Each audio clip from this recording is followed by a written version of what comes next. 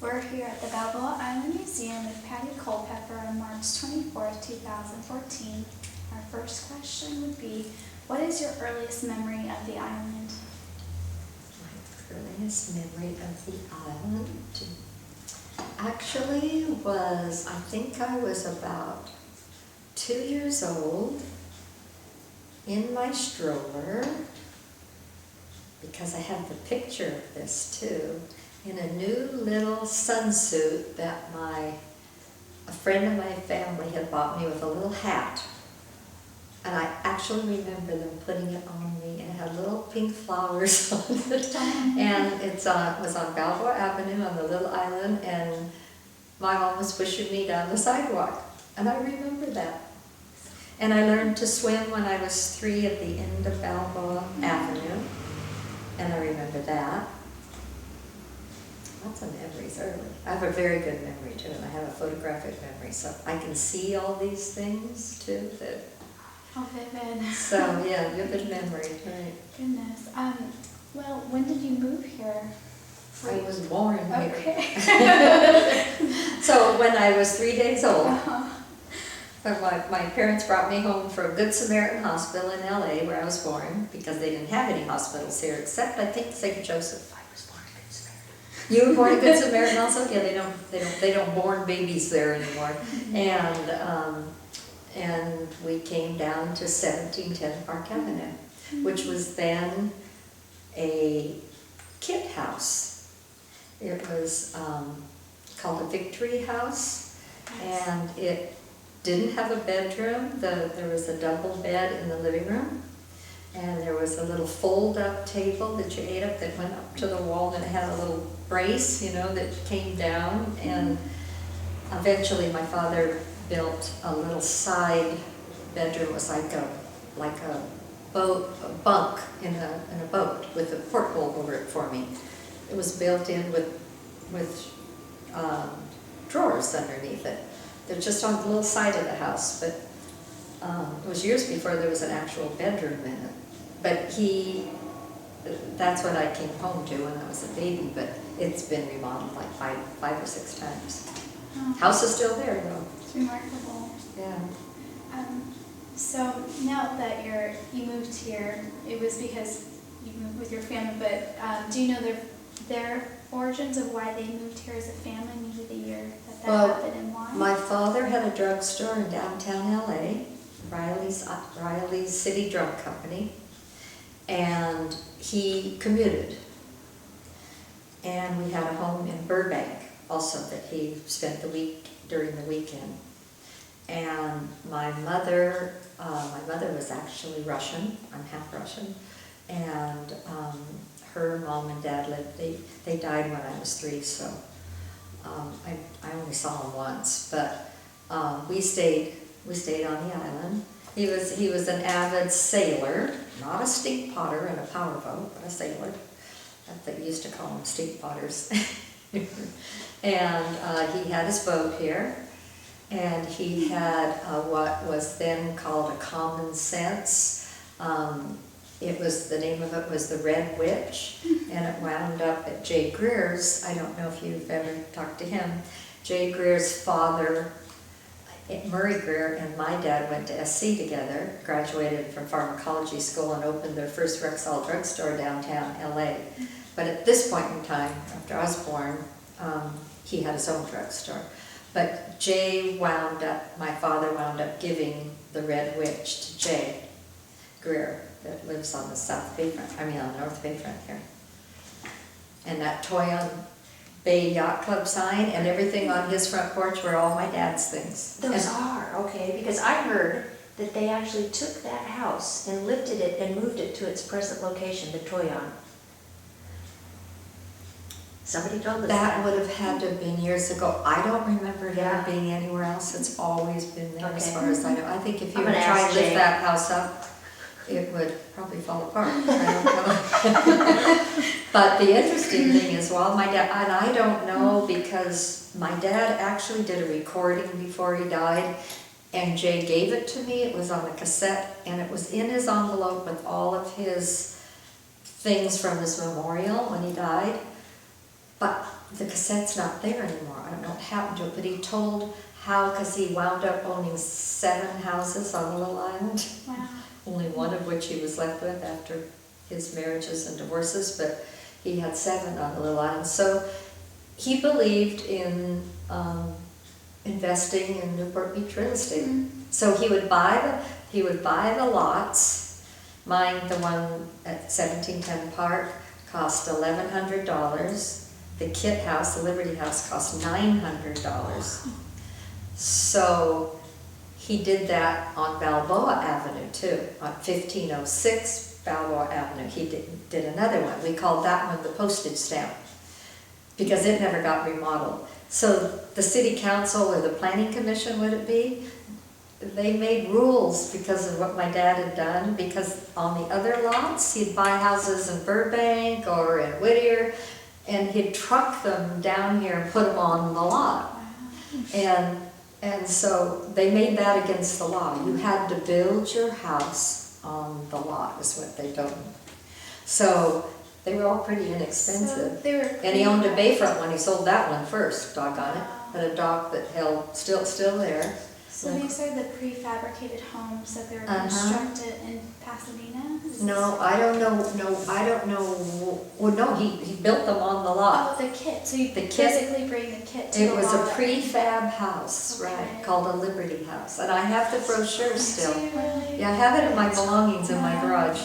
The brochure. It's That's really cute. It fascinating. had a tiny little porch with a little railing.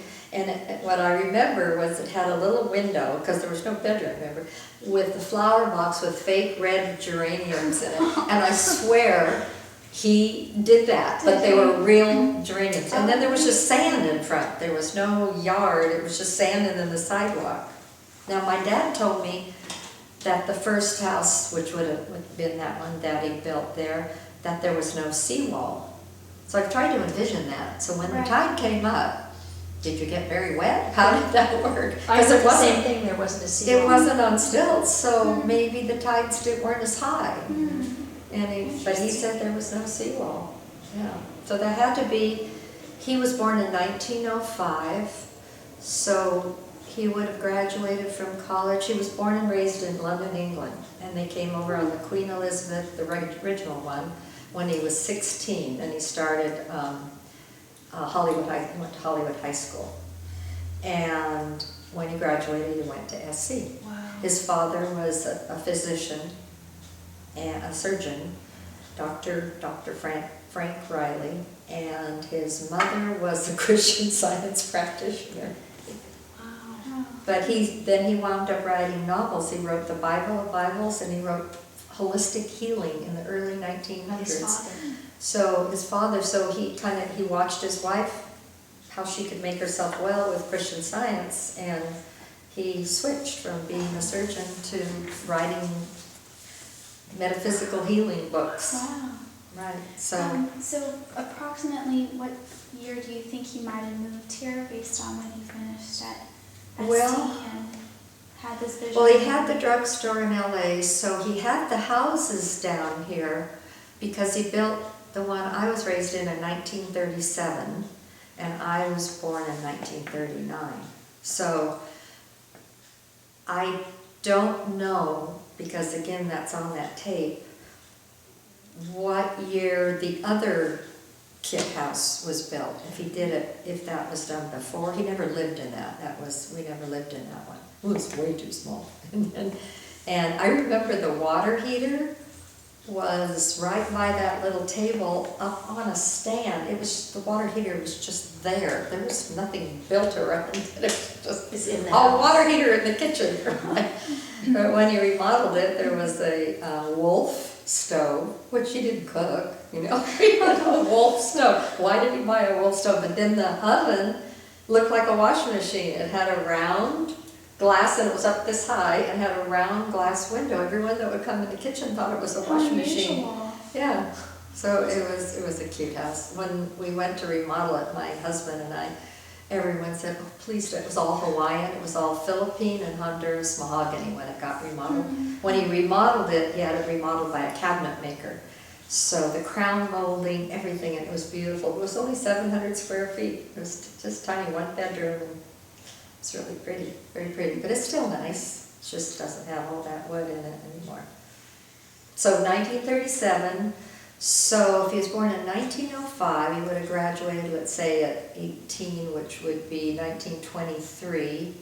That would be high school, right? Mhm. And then how many years? 5 years, I think, for pharmaceutical college. So that would be 1928. So he was sailing, so I don't know what year he started coming down here and buying up lots. He was buying up lots. Perhaps in the early 30s. Early 30s, yeah, for sure. It's remarkable.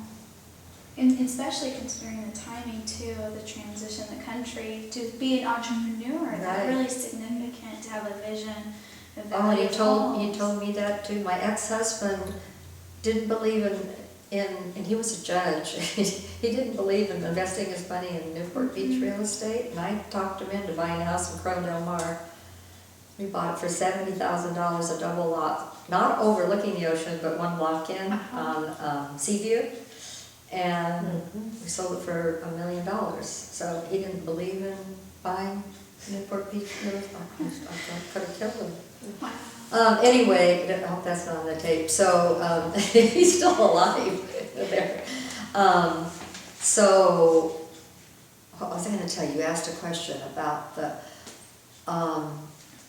Kind of the timing of The the timing. purchases, since we just had the Great Depression in 29. Oh, okay, so he, during World War II, which started in, well, it started in 39 in Poland, but in 41 here, he was in the Coast Guard, and his tour of duty was on Friday night. He put on his Coast Guard uniform.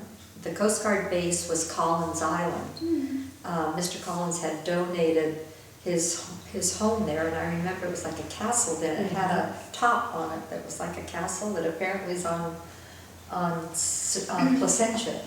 Yeah. So that was the Coast Guard base. So he'd ride his bike down to Collins Island, get on the destroyer, go out, patrol Catalina Island, come back Sunday night, and ride his bike back home. That was his tour of duty. He had it easy, you know. So that was during the war. Now I remember that, and I remember riding my bicycle down Park, up and down. I mean, we rode our bikes everywhere. I mean, we'd chase the fire engines every time we'd hear a fire engine. You know, we'd chase it, and you know, we're little kids who like to do that. And when the blackouts would happen, and all the blinds, everybody'd be pulling their blinds down for the blackout. I would be so scared. I'd be pedaling down Park Avenue from the Big Island as fast as I could to get home. You know, it gives me goosebumps still today. It was scary. It was really scary. You know, because there were submarines out there. And We still have the submarine lines in the bay. are there still? Really? One on the North Bay front. Okay, I'm gonna have to come and just read every single one of Yeah. these. When I was 8 then, my father remarried and my mother remarried, both of them remarried. And my mother married a man from Portland, Oregon. So he had legal custody of me, but she asked if she could have me up there during the winter to go to school up there and go with her new husband. So I moved to Multnomah, that's right, it's in southwest Portland, for 2 winters. But I came home for every holiday, and you know, Easter and Christmas and everything. I came home, we'd ride the train home. I was just going to ask, how did you do Yeah, that? I traveled by train. I remember once being stuck in the Siskiyou Pass with a huge snowstorm, and I fell asleep, and I woke up and I looked out the window. The snow was up like this far above the window, and we couldn't move. We had to wait for something till they probably cleared the tracks or something. And but then I got homesick. I went to Oregon State. Oh, well, that's later. That's later. So they got divorced. My mother and my stepfather got divorced, so I came back and stayed until I got married. Would you share why the island has such a special place in your heart? You've kind of alluded to the history of being born here, but is there a personal reason that has Personal reason, yes, because special it's so place? friendly. Especially no matter whether you're married, single, or what. If you didn't feel like talking to people, just stay home with your front door closed. If you wanted to be social, just walk outside and the whole world will talk to you. And my husband used to, my late husband, he used to kid me because I'd be sitting in the yard at 1710 Park, and after we had remodeled and stuff and got married, and every car came down to the end of Park Avenue, which is a dead end. Can you tell me how to get to that shopping center up there? They look at this guy, they want to go to Fashion Island. My husband, or where's the ocean? That was always the question. Where is that? Just yesterday I got asked again. I started laughing. I said, I can't tell you. If I got a quarter for every time someone asked me, where's the ocean, or how do you get to Fashion Island? Don't ask me how they turn left and get down there. How did they get on the island and get... Did that happen anyway? I know. It's still happening all the time. How is it So to live just that it's so friendly. And even now with all the tourists, which I kind of try and stay off the main street on Sundays, just because it's a little crowded. But my grandchildren come here now from Colorado, so they love going to dance every single night.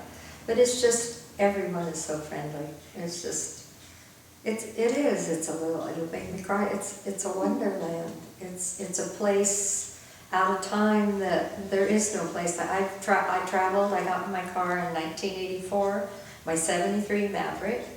I quit my job at Hogue, and I actually quit across the street. I had just had back surgery and I was on disability, so I couldn't go back being a secretary at Hogue, so they sort of put my job on hold for a while. And after I got well enough, I just woke up one morning, I can even remember the date, February 18th, 1984, and I sat bolt upright in bed, and I thought, you know what? You have never seen anything but Balboa Island and Portland for 2 winters, and I wondered what the rest of the world lived like. So I called up my boss, I quit my job. I took my 73 Maverick that down to it used to be a Union Station where the fire station is, and asked him to fix it up for a trip around the United States for a year. And it cost $32 and something for antifreeze. I'd never had antifreeze in my car. You didn't need antifreeze, right? And 2 hoses. There were 2 hoses that were getting a little, that needed. And my car was probably 10 years old. Well, it was 10 years old. And I bought it from Theodore Robbins Ford. First credit I ever had in my life. My father told me never have a credit card. He didn't believe in credit, so I never did. But then I needed to buy a car. So I had to sign up with Ford Motor Corporation to get credit, and I paid it off in a year, but it was baby blue.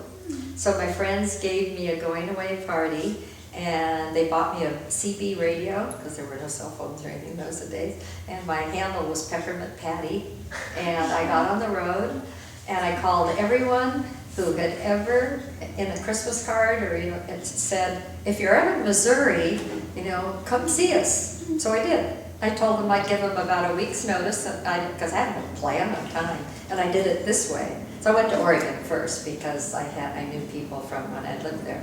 So I did it like this, all the way up and down. Then biggest mistake was coming back through Ontario, Canada, instead of going to upstate New York. I missed upstate New York, and I heard that's really kind of, houses are cute and everything.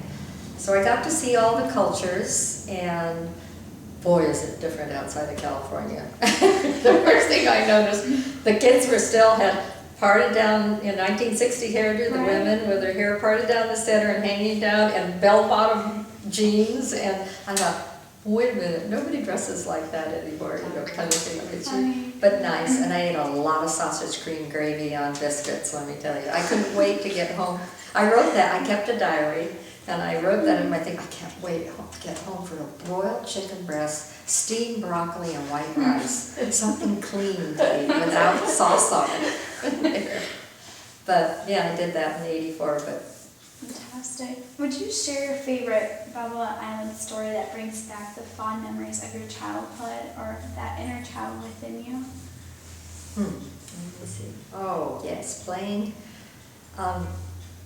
This was such a safe place for children. So there are a couple memories, and I just told the story to someone just recently.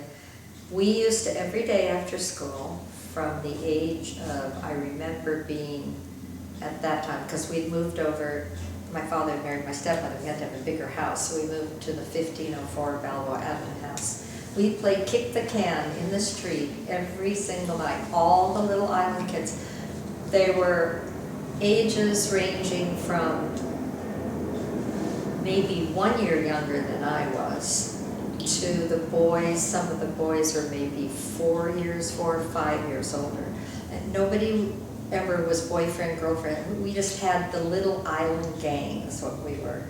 And we all played kick the can every night, and no car ever came by and interrupted our game. Shows you how quiet it was. This was wintertime, of course, this was during school. And it was just the camaraderie, and we'd all get together at Christmas time and walk around the island and sing Christmas carols to all the houses, just the same group of boys and girls. My two cousins, the three of us, all lived on a little island. My father's brother's kids and sister. His sister lived right next door. She built her house the same time my dad did, and then his brother on Abalone at 208 Abalone. And so that memory, and then the other one is being able to sit on the beach, and people have told me I'd just be down there by myself with my little bonnet on. In fact, I have a picture I just found just the other day, a sepia tone picture of myself with the bonnet sitting there making drip castles on the beach. It just was more fun. But the kick the can and the thing was just, it was so neat. And all those people, the ones that are still alive, I'm still friends with. Most of them moved away, but. Do you have special holiday memories that relate to Balboa Island that you'd like to share? Nothing too special, because our house was so small, we didn't really even have room for a Christmas tree, so we always spent Christmas at my aunt. My aunt, her husband, Dr. Seuss, was the first dentist. Well, Dr. Kelter and Dr. Seuss. The island home, this building over here, that was my Uncle Gail's dental office. So his wife was my father's sister. So we would have, they had a much bigger house than we did. So so the whole Riley family, which is huge in Newport, half of them are now married Kellys. So they're, in fact, my one cousin, Kelly, is the president of the Newport Harbor High School's Alumni Association. Greg Kelly, yeah. So we had the Kellys and the Rileys, and Roger Riley was a dentist, also my cousin. They live on Lido, Roger and William Riley. But other than that, I don't remember anything about other holidays. Easter egg hunting. Easter egg hunting was kind of fun because the yard was so small that there weren't really any places, and the house was so to hide them. So you knew it.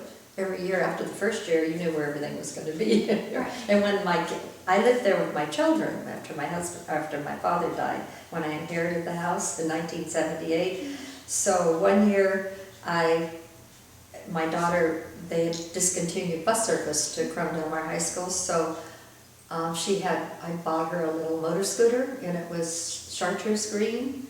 So I colored one egg chartreuse green. I just put it right on the top of the gas tank. They never found it because there were palm trees under it. So I always used to put them all in, the little curve of the palm trees and the leaves like down in here. Well, they found those right away. They never found the one, and it was due to rot. I finally had to laugh and go point it out to her. It must have been, it was vacation, so she didn't get on the scooters. Do you recall some of the communal gatherings? I know that since you've grown up here, you would I belonged to Balboa Island Yacht Club. I belonged to that. I had a whole wall of blue and red ribbons. I got first and second swimming and diving, and actually not in diving, rowing and swimming. I wasn't a good diver. What would you think? Perhaps with the Christmas events. The neatest thing about Christmas was when I was little growing up, there was only one boat in the Christmas parade, and it was the ferry. And they'd put a great big tall Christmas tree on it, and they'd have carolers on it, and that ferry would go around. We would all get on our bikes, and you can't do that now, and we'd ride around the island on the sidewalk and follow it. And they'd sing Christmas carols. We'd go all the way around the island listening to them. There was only one boat, and it was Beek's Ferry. You'd take How does it feel to be part of the founding group to create such a well-known event now that people come here from all over to witness that? That's, Oh, well, I don't that's quite feel an like early memory Yeah. to be Yeah, able a to lot of share. people, even that have lived here for years, didn't know that it was just one ferry with one Christmas tree on it. But it didn't get crowds coming to see it. It was more a local. There was more Sure. locals riding around their bikes or sitting on the seawall watching it go by. But you ride your bike, you got to follow it all the way around. And there were carolers on it and everything. And Seymour, if you've interviewed Seymour Beek, he'd probably tell you about that because it was his dad, Joe Beek, that did that. But yeah, it's pretty special. I mean, every single Christmas when I take my grandchildren down there, I tell them about that. You know, that there was only one boat they come all the way from Colorado to see the boat parade. We try and get them here when it starts, but they keep changing the dates, you know. And so this year they got to see it. The year before, it happened too soon. They couldn't see it, so. Wow. That's so neat to see the transformation of a celebration like that. How about with the city becoming, or the area from vacation town to more permanent residence? How has that impacted you? There was a lot less parking. Yes. When I was growing up until I remember an Easter week, I can turn that off here. Oh, I have no idea who that is. An Easter week where I had a paper route. I delivered what is now the Daily Pilot, but I think it was the Newport Balboa Press then. And I was on Easter week, Amherst Avenue. And Easter week in those days, my dad would usually take me to Catalina. We'd sail to Catalina to get me away from here. Mm-hmm. And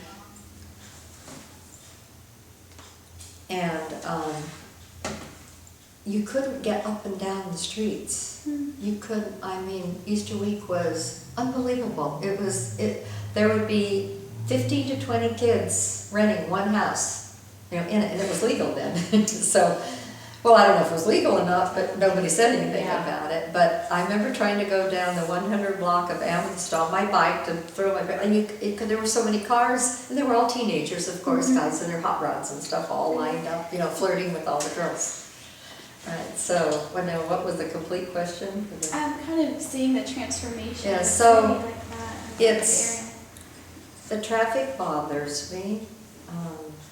I built a house in Utah, but unfortunately it's in southern Utah, and so it's 110 to 120 during the summer, so I still have to stay home. Haven't been able to find a place I can go to.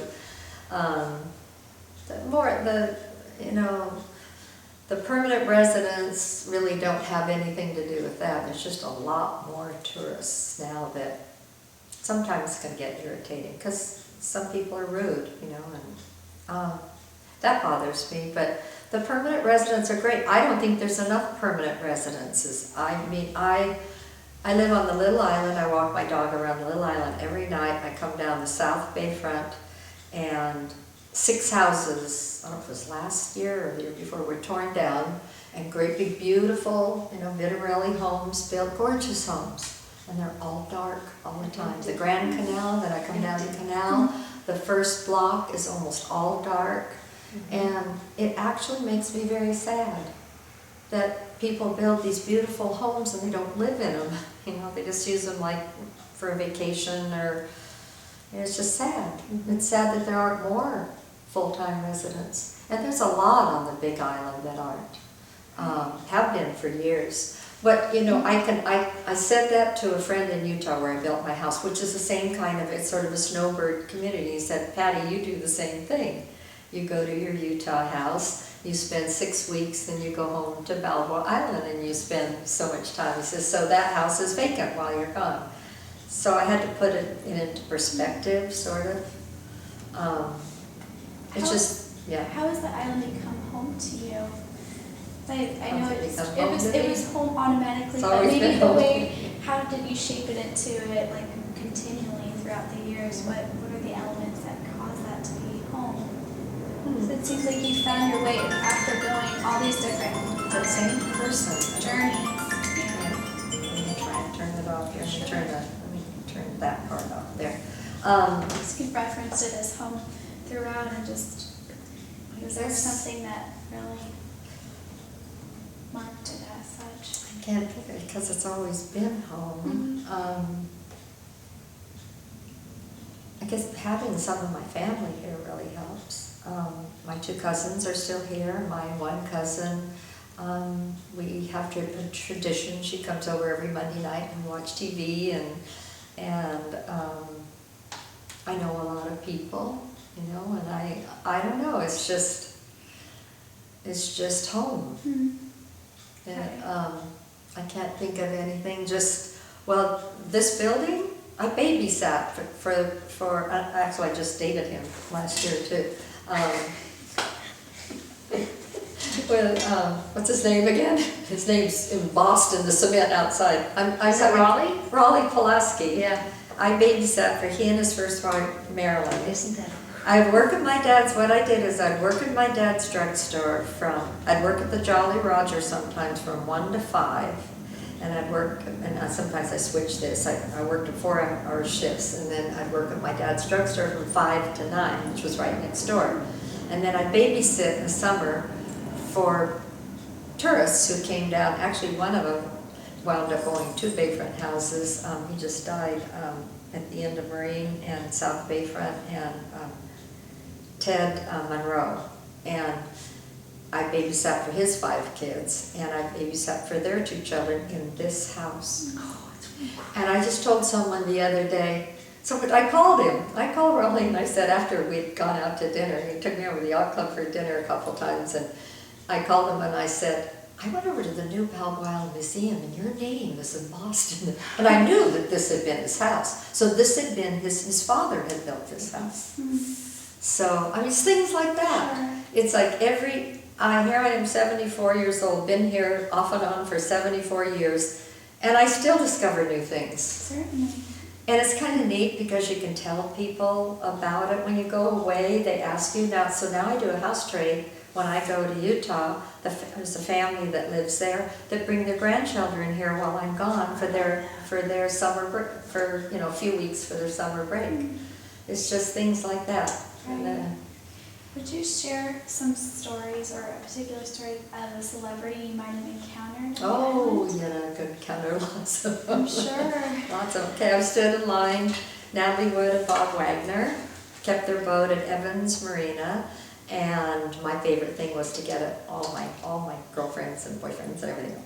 We'd get this the window's not there anymore, but in Wilma's the big table in the window that's by Coldwell Banker, that side of the restaurant, that was a Frosty, soft serve you call it now, but they were called Frosties. And so they had black and whites and red and whites, which was Frosty with the strawberry ice cream, and then more Frosty on top of it, or chocolate ice cream, or you can have it plain. And so we go up there all the time, and I can't tell you how many times I saw Natalie Wood, and she was the same age as I was, but this was, later, when I was older, and buying Frosties there. And I actually stood behind James Arness, was it? Yeah, James Arness used to have a boat down here too. My father was best friends with Lauren Bacall and Humphrey Bogart. And I have pictures of them together at LA Yacht Club's annual treasure hunt at the Isthmus. And Lauren Bacall was his partner, and they're on the sides of the treasure things, and it's a newspaper article. That's in that box too. And when I worked at Hogue, John Wayne became my good friend because I worked for the cardiologist and the pulmonologist. He had both heart trouble and he had lung removed. And I could tell you some very funny stories about him and things he'd say. So he'd wheel his wheelchair in my office. He'd say, Patty, close the door. They were always asking for my autograph. And I'd see him at Pavilions, which was not Pavilions in those days, and at the drugstore, which was called Bayside Pharmacy then too. But the best story about him was when my little girl was about 3, her pediatrician was at the top story of the 400 Newport Center medical building. It was the only medical building there.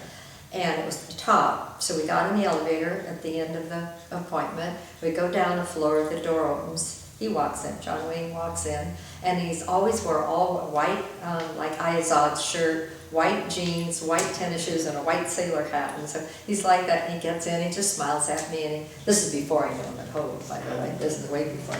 And so I just lean against the thing, and usually I didn't say anything to him, I just smiled. And then we go down another floor, and a lady gets on, and she looks at him, and she looks at me, and she looks at him, and she went, "Is it?" And he said, "It is." All that was said. It was all that was said. And it was because he was so cool, you know. But if you saw him in the market or anything, he was just, and he lived across the street from my aunt and uncle that lived at Bay Shores.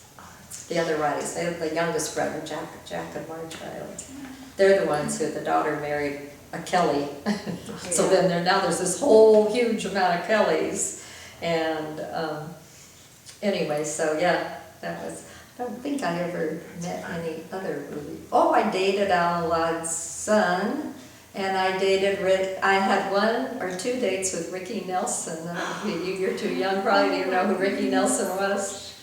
Well, if you heard the songs, you'd not really remember. No, and it was 7th grade, and his best friend was the man who founded Armor All, and their parents had been in vaudeville together.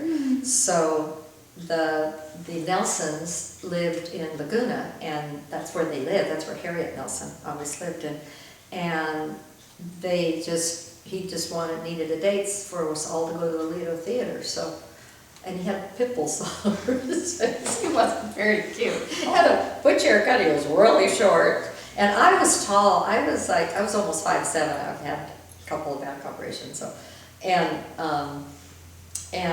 so he just seemed like a little squirt to me. I wasn't impressed at all.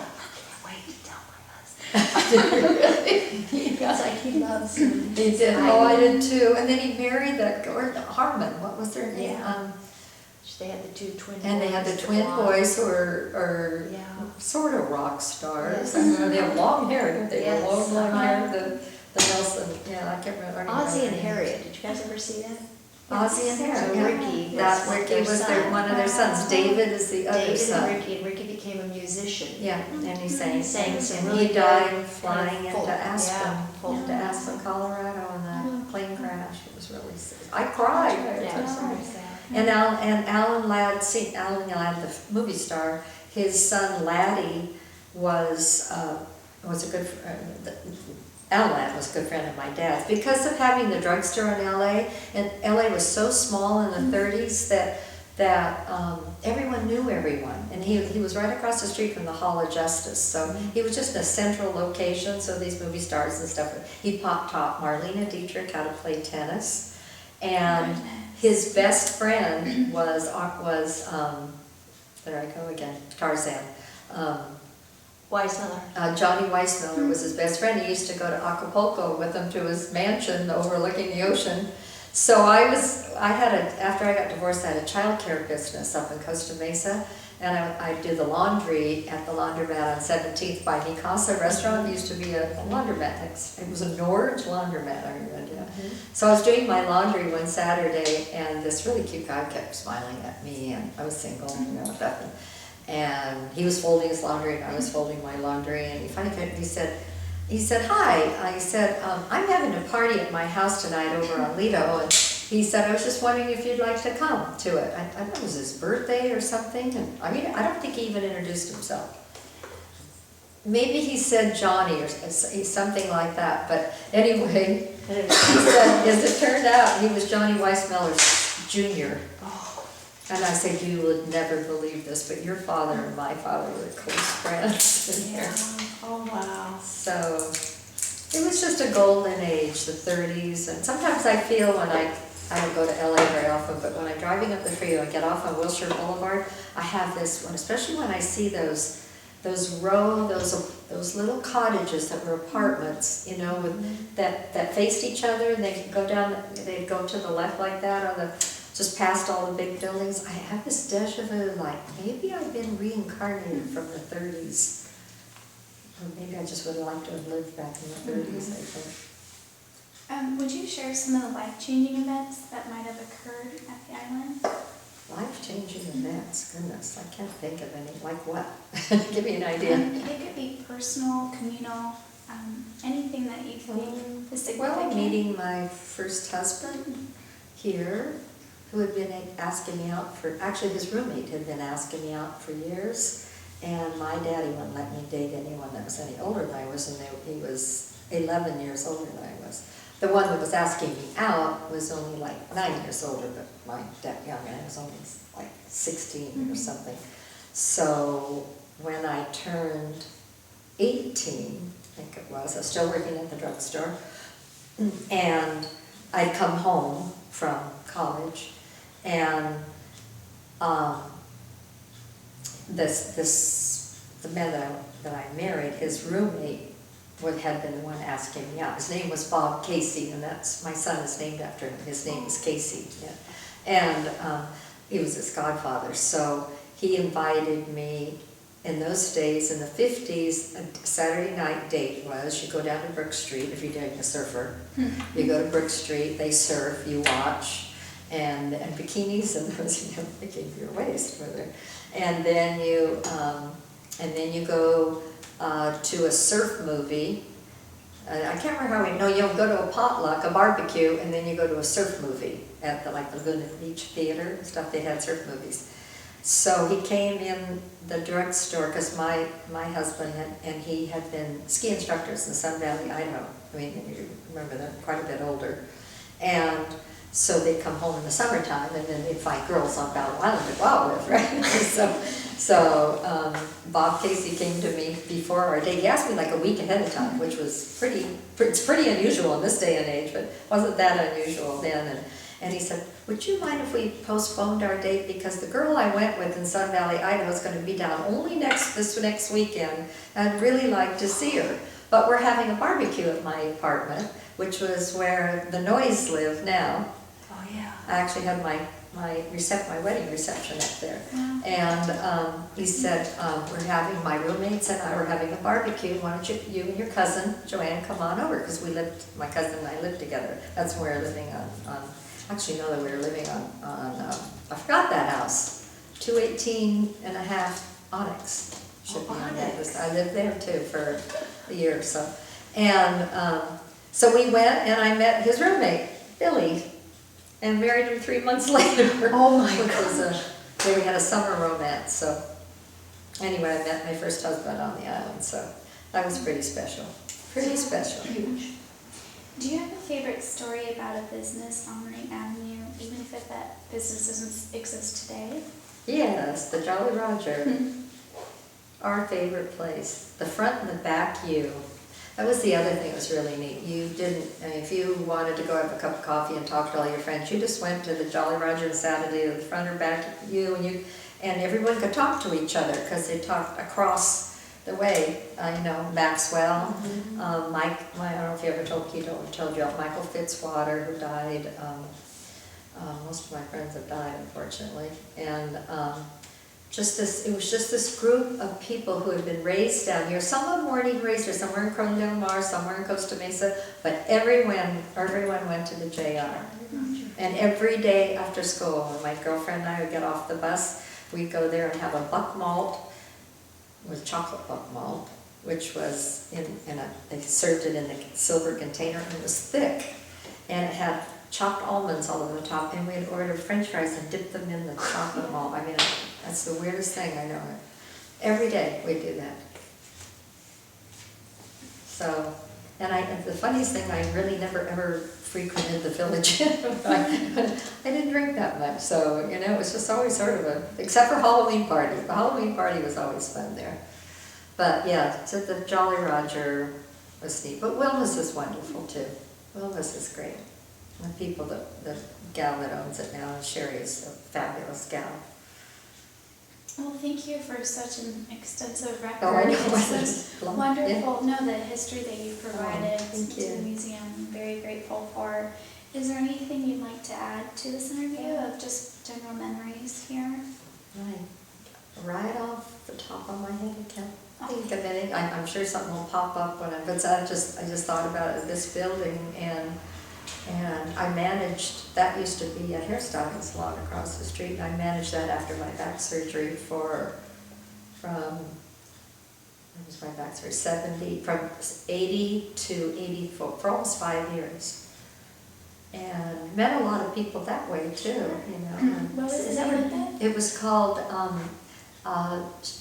Balboa Lightfoot, all one word, Lightfoot. The gal that owned it's name was Sheila Lightfoot. She worked in the movie industry in LA, but her sister, Tina Lightfoot, managed it. Is that So- what Georgia worked? No, Who's No, the it guy that was- did the hair? the girl that did my hair then, that was 1980, still does it. How many years is that? 34 years she's done my hair, yeah. I found a new person to cut it, she's still doing the color, but she kept cutting it off, and I want to let it grow a little bit. So I got a gal down in Laguna gal who won't cut it. So it's my cousin's hairdresser, but I'm not going to tell Robin yet, so anyway, and just, it's an amazing place. I've never been a Big Island person. I've always been, when my husband died, we lived in Dover Shores. Maybe because we had too many kids we had 5 kids between the two of us, we needed a big house. You know. And we had moved from this one. And when I put out the word when he died, that because his dying wish was go back to your roots. And because he was dying and he couldn't really, he had brain cancer, so a brain tumor, so he wasn't thinking really clearly. He kept thinking that we had sold the little house, 1710. Well, that's another part of the story, left that out. So he said, he told his nephew to tell me his wish was that I sell that house and move back to Balboa Island, go back to my roots, he said. But he thought I could go back to that house. But we'd sold it a few years before because we realized with all the kids, none of them were married, none of the girls were married, and we'd have grandkids, and which we did, which happened. He never got to see any of them, though. He died 3 days before. He died 3 days after his first grandson was born, but they were in Utah, and she had it at home, with the midwife, and they wouldn't let her drive, they wouldn't let her come here. She arrived just like minutes after he died. But we sold that house, and then Dottie Lewis, who owned Beach Time Realty, I was standing inside talking to my daughter in San Francisco, who was in college up there one day, and she came to my front door. It's a Dutch door, so she yelled, she said, "Patty, your old house is for sale again." And she said, "They'll only sell it to one person, to you." Oh. So I'm sitting there going, that'd be the worst decision I ever made. I mean, we sold it for $365,000, and it had gone up a lot with her. And Marty's on the phone, she's going, buy it, we love that house, buy it back. So I said, okay. Oh my word. So it worked out just great, because my son got a divorce and he lives in it now. So he lives in that Yeah, house. he lives in that But house. you returned to it right Yeah, at that point, so- and were able to rekindle that memory. Yeah, Wow. so, How neat. Well, thank you Yeah, again. It's you're a pleasure welcome. to meet you, and you're we're welcome. very You too, grateful you for guys your are so effort. cute. Thank you. Appreciate it. I always tell people they're very easy to talk to. Oh, So a lot of people are kind of nervous